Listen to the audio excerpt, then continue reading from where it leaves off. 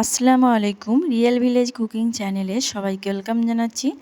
আজকে আমি একটা নতুন রেসিপি নিয়ে আপনাদের কাছে হাজির হলাম। বাড়িতে জ্যাম রেসিপি বানিয়ে দেখাবো।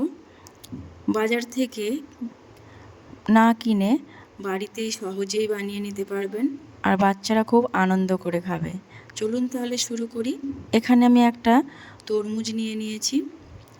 তরমুজটা আমি কেটে নিয়েছি। এবার এর ছালগুলো আমি নিয়ে নেব। ছাল থেকে জ্যামটা বানাবো। এই ছালের যে অংশটা, ওপরের অংশটা আমি কেটে বাদ দিয়ে দেব। এই অংশটা কেটে বাদ দিয়ে দেবো। এই দেখুন, আমি অনেকগুলো কেটে নিয়েছি। আবার শুধু দেখানোর জন্য আমি এটা কেটে নিচ্ছি। এই ওপরের অংশটা কেটে বাদ দিয়ে দিতে হবে। আমি সবগুলো কেটে নিয়েছি। আর আমি এখানে নিয়ে নেব বিট। বাজার থেকে বেশি দাম দিয়ে ভেজাল জ্যাম না কিনে সহজেই বাড়িতে এভাবে বানিয়ে রাখুন, আর সারা বছর জুড়ে আপনারা খেতে পারবেন। বাচ্চাদের জন্য তো খুবই উপকারী। এইভাবে ছোট ছোট পিস করে কেটে নিলাম। একটা কড়াই নিয়ে নিয়েছি, আর এর মধ্যে দিয়ে দিলাম।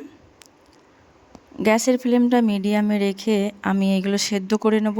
দিয়ে দিচ্ছি জল, 1 বাটি পরিমাণে জল দিয়ে দিলাম। জল দিয়ে এটাকে ভালোভাবে সেদ্ধ করে নিতে হবে। আর আমি যে বিট রেখেছিলাম সেটা দিয়ে দিলাম, এতে কালারটা খুব সুন্দর আসবে। লবণ দিয়ে দিচ্ছি 1/2 চামচ পরিমাণ। একটু ভালোভাবে মিশিয়ে নেব। এবার এইগুলোকে সেদ্ধ করে নেব। খুব ভালোভাবে সেদ্ধ করে নিতে হবে। বিটরুট দিলে কালারটাও সুন্দর আসে, আর বাচ্চারা খেতেও খুবই মজা পায়, মজা করেই খাবে। আপনারা তো অনেক কিছুরই জ্যাম খেয়েছেন উল্টে পাল্টে। এইভাবে বাচ্চাদের জন্য বাড়িতে বানাবেন। এক সহজ রেসিপি, সিম্পল রেসিপি। আমি সব কিছু এইভাবে জল ছেঁকে তুলে নিচ্ছি। সেদ্ধ হয়ে গেছে, জল ঝরিয়ে তুলে নিতে হবে। এই দেখুন কালারটা কতটা সুন্দর বেরিয়েছে। আমি কিন্তু এই জলটা নেব না। এবার সব সেদ্ধ ছালগুলোকে আমি মিক্সিং জারে নিয়ে নিলাম। একে একে করে এইগুলোকে আমি পেস্ট বানিয়ে নেব। মিক্সির মধ্যে দিয়ে পেস্ট বানিয়ে নিচ্ছি। এই দেখুন কত সুন্দর কালারটা এসেছে। ঠিক এই রকমই হবে। এই দেখুন এই রকম। এবার আমি এখানে একটা কড়াই নিয়ে নিলাম। কড়াইয়ের মধ্যে আমি পুরো পেস্টটা দিয়ে দিচ্ছি।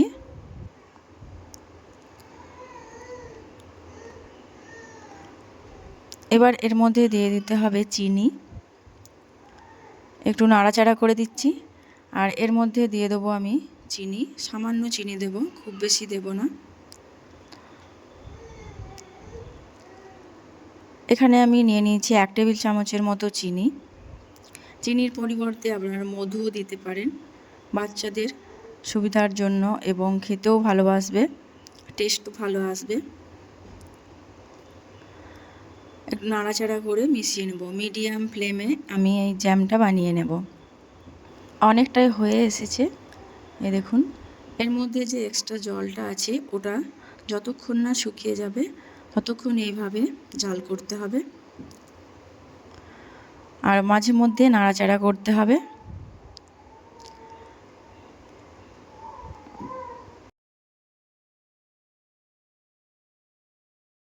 এই দেখুন জ্যামটা প্রায় হয়ে এসেছে, আর 1-2 মিনিটের মধ্যে আমি নামিয়ে নেব। এই দেখুন খুব সুন্দরভাবে জ্যামটা রেডি হয়ে গেছে।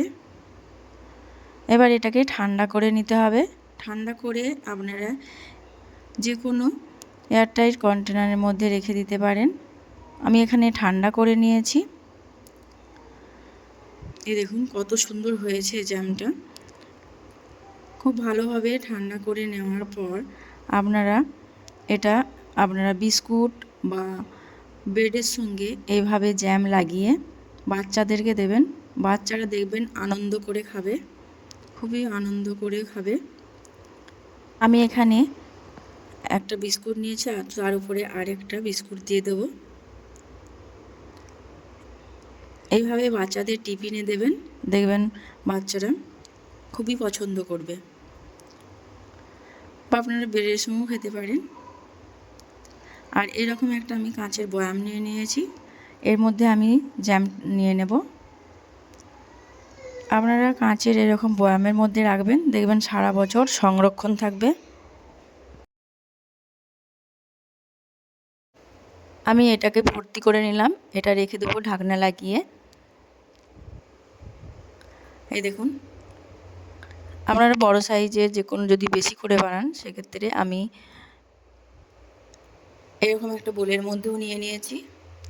বেশি করে বানালে সেক্ষেত্রে আপনারা সব কিছুর পরিমাণ বাড়িয়ে নেবেন। এই দেখুন কত সুন্দর হয়েছে।